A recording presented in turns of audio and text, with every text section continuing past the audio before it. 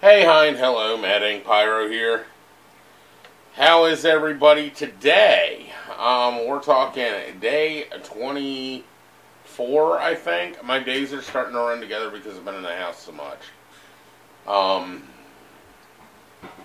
Couple things I want to address here today, and I just want to say we're doing good. The whole family's doing good.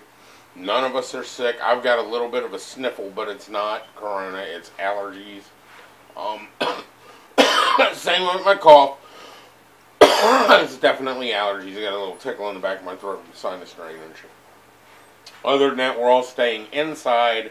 We're all staying healthy. It's been kind of rainy and dreary and cold, so none of us want to go out anyway. But it is taking a toll on our boredom and being kind of, I don't know, it almost feels like I'm being held captive in my own house. It's weird. But we'll deal with that. Learning how to do things differently, and like Amy had an appointment today and she did it over the phone instead of going in person. Over the internet.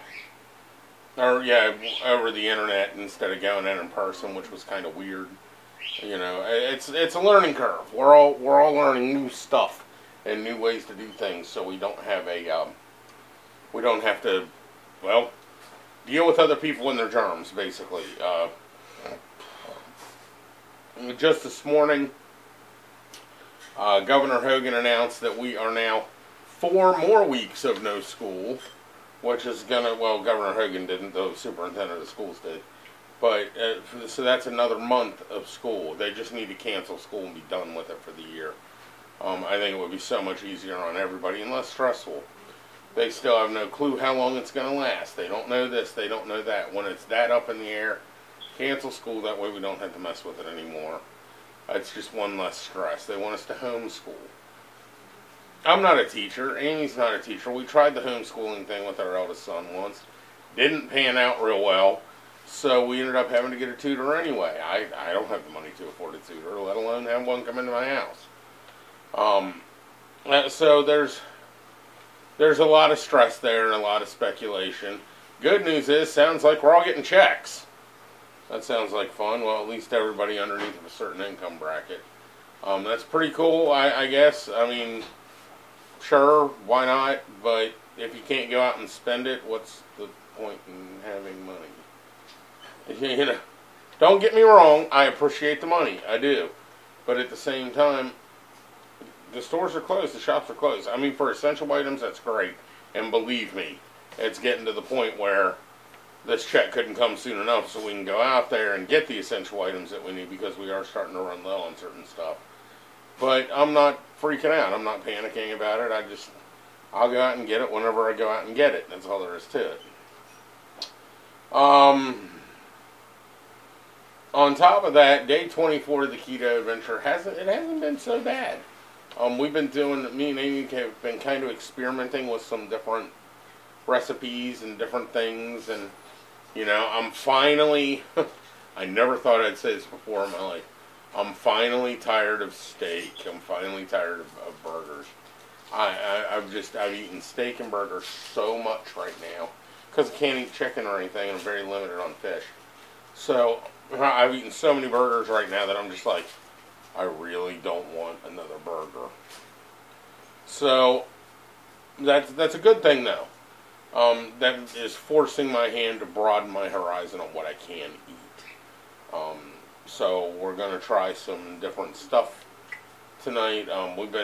Amy's been finding these keto desserts, and I'm going to attempt to make an actual souffle, but I'm going to make it keto.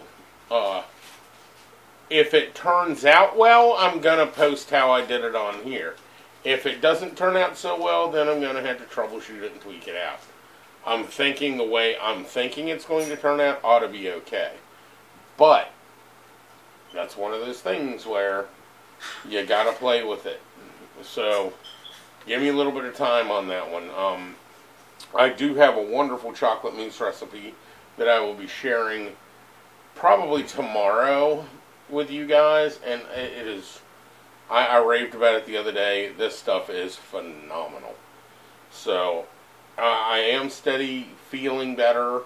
I am steady. I continue to do this. I'm finally sleeping for some reason. I don't understand what happened. Maybe it's just my body going, "You're exhausted," or I actually feel like like I can sleep. It could be that I'm back on my medicine after not having it for so long, and it's stopping that sugar fluctuation that I was getting. So I think that may be it, and it's actually calming me down and letting me sleep more, which is pretty cool. I'm very happy with that. So I was talking to an old friend of mine. Actually, Amy was talking. It's a mutual friend between me and her both. And she suggested we watch this video. Now, of course, everybody's at home right now watching Netflix and Hulu and Amazon Prime and, Pornhub and everything else. I mean, come on, let's be honest. If you're stuck in a bubble, you got to be able to cause some trouble. So, I got lost at Pornhub. That's funny. Anyway, it's no secret, But anyway, we've watched so much Netflix and YouTube and Hulu and Prime, and we're starting to run out of things that we like to watch. Now, I did find a really cool channel, and this is for all my theater people out there.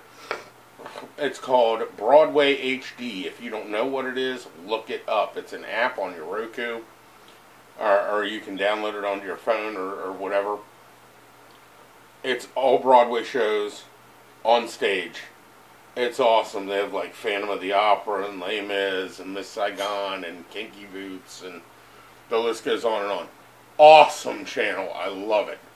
I actually had to stop watching it for a couple days because I've watched it and watched it and watched it. And I'm starting to run out of things there.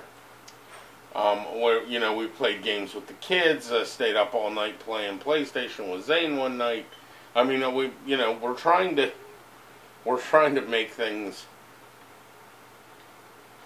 as sporadic as our life is normally while we're stuck in a bubble. So it's kind of difficult. You got to switch it up. That way you keep your mind about you. Anyway, Amy was talking to a mutual friend of ours. I can't. I don't want to mention her name, but she was.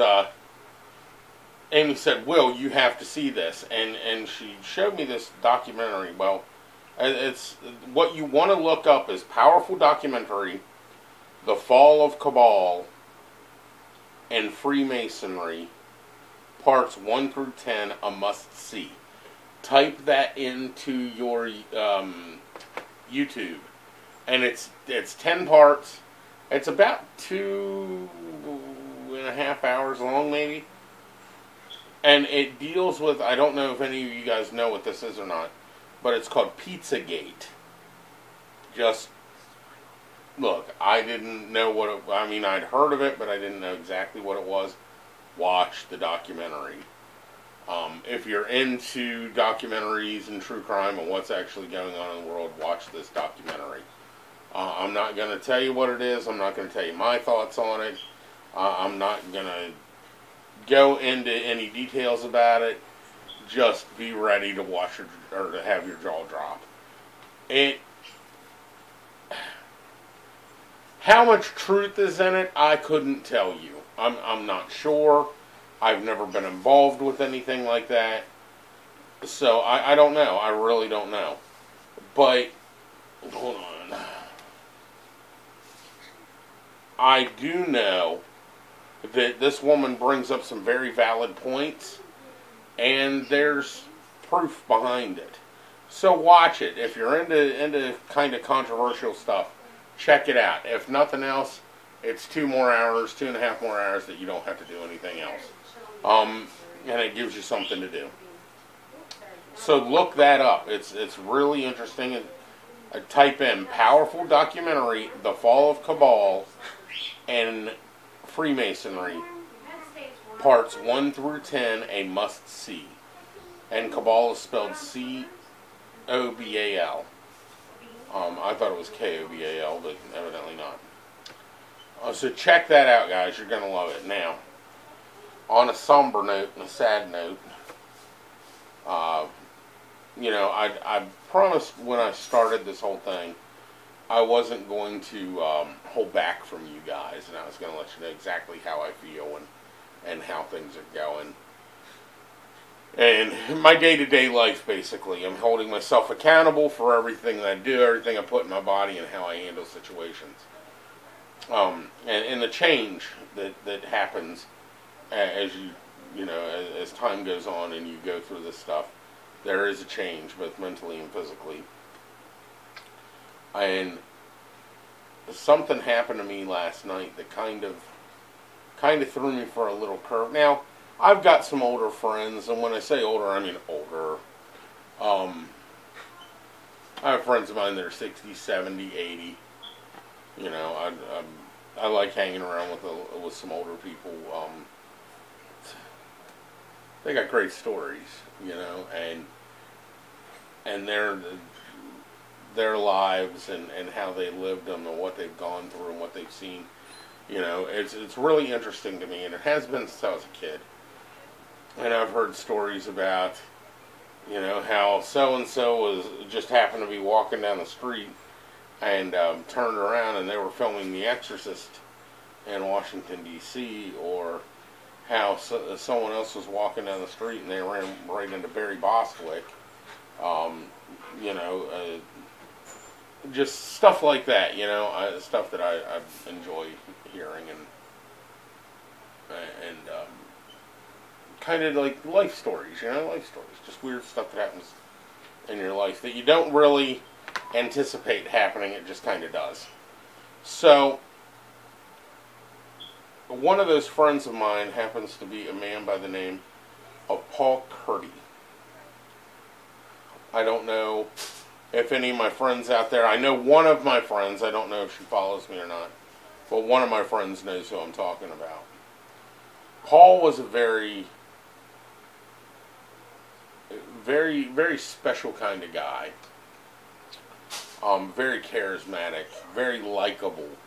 Wouldn't do anything, wouldn't hurt a flea. He was from New York, and ended up in Cumberland somehow. And our paths crossed. I can't even remember how they crossed. I think I was introduced to him by another friend. Used to hang out at the Embassy Theater quite a bit. And Paul was a special guy. And even after I moved from Cumberland, because most of you know I live on the Eastern Shore now, and I have for about 5 years. Well, I left Cumberland. Even after I left Cumberland, every time he'd come up to Annapolis, Will, we need to get together. Will, we need to get together. All right, Paul, all right. He got me into the medical marijuana activist, and actually convinced me to go up and lobby with him, politically lobby for the advocation for medical marijuana before it was legal in Maryland. So I did my part, and I fought the good fight, And me and Paul would go to rallies. I went to a Bernie Sanders rally with him. It was actually me and him down in Morgantown. There's pictures on my Facebook. It was pretty cool. And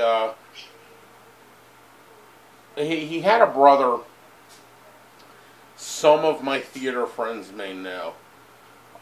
The man's name was Terrance McNally. Now, he's a famous playwright from up in New York. All sorts of shows. Look him up. You'll see him. Terrance passed away yesterday from complications from coronavirus. And I hadn't heard anything from Paul for a while. So I was like, I need to get a hold of Paul, let him know I'm sorry that his brother passed away from coronavirus. It sucks. And, I did know Terrance. I'd met him on several occasions with Paul. Matter of fact, I met him and a couple other famous people that Terrance knew personally. And, this is one of those things. You hang around with someone that's famous, you meet famous people. But I went to get a hold of Paul, and the sad note is I found out that he passed away. So I got a kind of a double whammy right in the chest all at the same time last night, and it made me feel like crap. I mean, it explains why I haven't heard anything from Paul, and I should have called him and just never did. The one time I was going to, I ended up getting busy because my son decided to get stabbed in the back of the hand. I didn't decide to. Yeah, I did. he didn't. Yeah, it just happened. But you know, so that took precedence over me calling, and it really sucks because, I mean, Paul died of natural causes, which is wonderful. I mean, it sucks, but it's wonderful that he died of a natural cause instead of something stupid like a drug overdose or a bus hitting. But it doesn't suck any less. So I don't know. I'm still kind of put off about it because losing his brother Terrance last night hurt, and it hurt a lot. And then to find out that he's dead too, it's